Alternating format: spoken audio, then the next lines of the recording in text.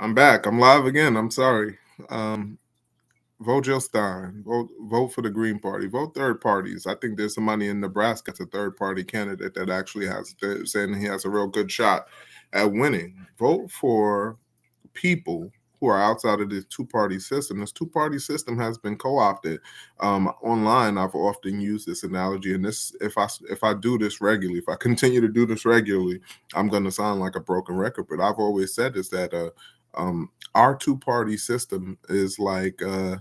I watch a lot of. I've watched a lot of Marvel Cinematic Universe. I'm not following as hardcore anymore. I'll catch the later stuff now as I can. It's no longer appointment viewing. It's been watered down. The story is not as good anymore. But I've often compared the duopoly. The duopoly is Democrats and Republicans, which are truly just one party, just two sides of the same whole, right? It's like you know.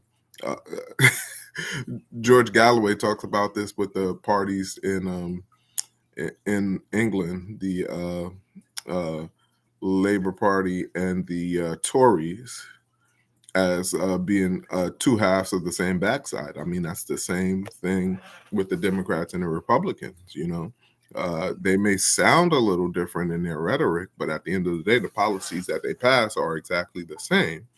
And so, oftentimes, when you tell, especially Democrats, but sometimes even Republicans, when you tell them that you're going to vote third party, that you're going to vote for somebody like a Jill Stein or something like that, um, they will berate you and tell you that you're throwing your vote away.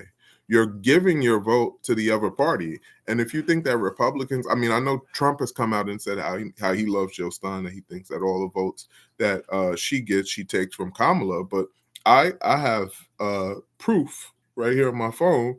I was um, I'll protect his name. Let's see if I can get it. But I try to protect his name. It doesn't matter. I mean, you don't know who Alex is. Where am I? Where am I? Okay, yeah. So his name is Alex. Okay, whatever. Let's see if I can get that up there. But you're not going to be able to see that. I'm not going to spend all this time trying to get you to see this. But just trust me. There's this conversation I was having with this guy. He's a union guy. And he said he had voted for Democrats all the way up until Trump came on the scene, and he said he likes the MAGA message, and for good reasons that anybody who wants to be America first, who believes that countries should prioritize their own citizenry first, would find that appealing. But essentially, he gave me the same thing that the that Democrats who are more prone to do it will say that, oh, if you're giving a vote to Jill Stein, you're taking a vote away from the candidate that I want you to vote for. That's and by virtue of that, you're essentially voting for the other person. The logic doesn't square. Obviously, if one person goes in and votes for Jill Stein, that means that Jill Stein got a vote, Trump got 0 votes, and Kamala got 0 votes, right? So that's the way the logic works out. But it's typically more Democrats feel they own votes or own blocks of voters, right? As a black man, I am part of a group that is the second most reliable voting block for Democrats, right? So they just feel like they have me in the bag, right? And so when I went out and voted for Jill Stein for the second time in my life, people feel as if I just took a vote that was owed to Kamala, and before that it was owed to Hillary. I took that and I gave it away, and so I'm the reason that Trump got elected. That's the way a lot of Democrats think. But the point I was making there is that some Republicans will make these crazy arguments just the same. They're saying, "Oh, because when you're somebody like me and you're able to clearly make accurate critiques of this of the side that the person you're talking with hates." They want to think that okay, well then you're going to be my guy, right? and then when you actually tell them the critiques you have for their side, why you will never go for their side, oftentimes it's like you get this like cats there. It's like when you start speaking about the negative stuff about the person that they're supporting, it's like you're speaking in, you might as well be speaking in a different language that they don't understand, because it goes in one ear and out the other. They don't oftentimes acknowledge it, take it to heart, or anything like that. And so they often come to this idea that you are wasting your vote. That's a wasted vote. You just wasted your vote. But I want to make the argument that voting for Jill Stein and the Green Party in this election, voting for third parties, is using your vote. And not only that, I want to tell you that Democrats and Republicans are wasting their votes. Evidence. The only evidence I have of this, two bits of evidence. One is look at the average American's life since the time of Reagan, when he started gutting unions, till now. Was it easier for a single house, for a household with one income, for like, let's say, the traditional dad goes to work, mom stays home with the kids? Was it easier for that family to own a home, have two cars, go on a vacation, maybe even two in a year? Was it easier for them to do it then, or is it easier to do it now? Anybody whose head is not stuffed so far up their backside, anybody who doesn't have their head in that situation knows that it was much, much, much easier to do it back then. A lot of people will say now it is almost impossible, right? I'm 42. I'm in that the millennial generation, and most of my group don't even believe they'll ever be able to own a home in their lifetime. We're renters. We don't believe that we'll be able to own anything. Many of us don't go on vacations. Our vacations is somebody dies, and then you max out your credit card to go to Auntie Aunt Jemima's funeral. Right? You go down there, and since you're down there and family's together, then you start splurging on stuff for that one time, and then you come back, and now you just deal with that for the next 5 years, paying off that that debt, or whatever the case may be. But life is just harder. So that's the number one thing. So you've had Democrat, Republican, Republican, Democrat, Democrat, Republican. It doesn't matter what mix you get in these chambers of government, right? Whether you have a 5-4 in the Supreme Court, or a 6-3, whatever the case may be, 3-6, though these things don't matter. It doesn't matter if you got 50-50 in the Senate, or if you got 60-40 or more. 63-37, when you start getting towards that filibuster proof majority, these things don't matter. In the House, it doesn't matter if you got 218 and the other one's got 217, or if you got 220 and 215, however it is that 435 gets divvied up.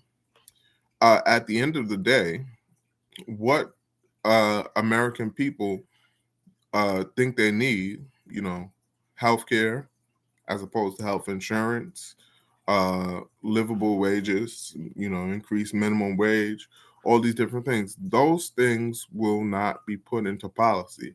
They will not be enacted. It will not be forced on the capitalist class to essentially give working class and poor people a bigger piece of the pie, to do things that make sense. So that things like you coming down with some kind of illness, cancer, or what have you, doesn't you don't risk going bankrupt trying to just live, trying to just be able to go to the doctors, get the treatments, and get back on your feet, right? You ask anybody in any other country, they would agree that, hey, that type of a thing shouldn't imperil your finances, but in this country it does, right?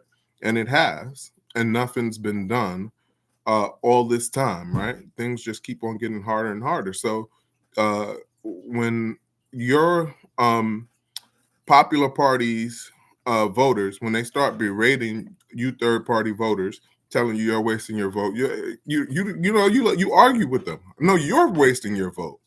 You keep on voting for these people who keep on making promises to you that your life is going to be better, and your life is never better. And every 4 years you come telling us third party voters we're wasting our vote. No, you are wasting your vote. How about you do this? How about you join along with us and start to build an actual viable third option? Don't think that they're going to win the first time you push for them.